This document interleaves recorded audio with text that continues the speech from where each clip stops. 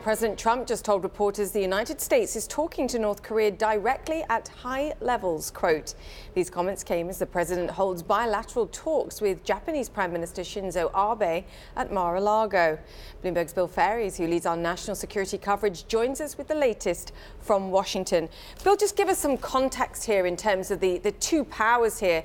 Japan obviously taking a very hawkish stance on North Korea even up to now, and suddenly found himself with the South Koreans and the United States making overtures to the North Korean leader.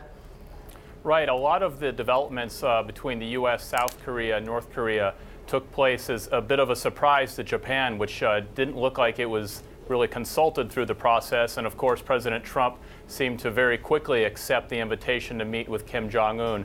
So I think that's one of the issues high on Prime Minister Abe's meeting with President Trump down in Florida.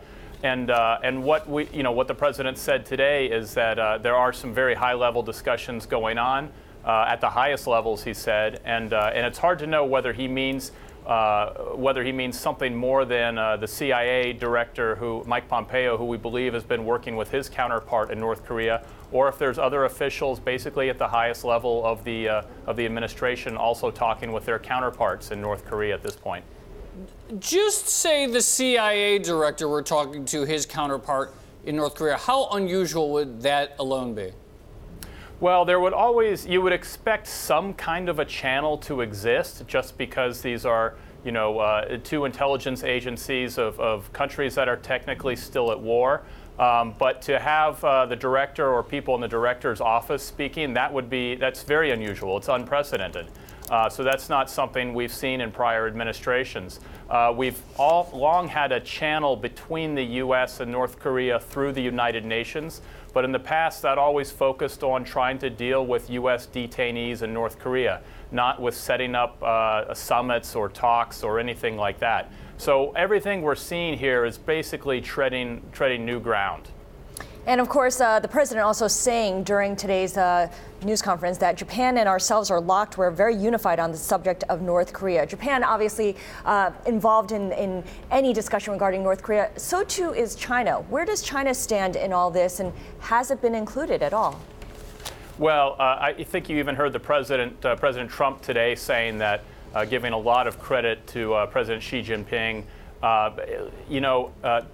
It's hard to imagine a lot of this having happened without the help of China. China agreed to a lot of the tough sanctions last year that many analysts believe helped bring North Korea around to considering talks.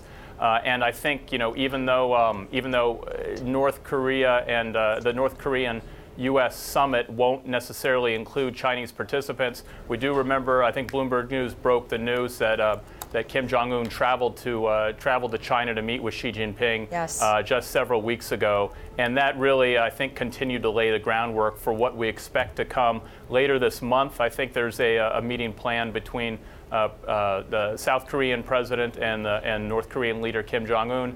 And then that will be sort of the preview of what may come with the Trump-Kim Jong-un summit, either in some point in May or some point in June, if it really happens. Oh, wow. So it could happen before the midterms. Right. I think we've heard from the administration that it could be early to mid-June or perhaps earlier.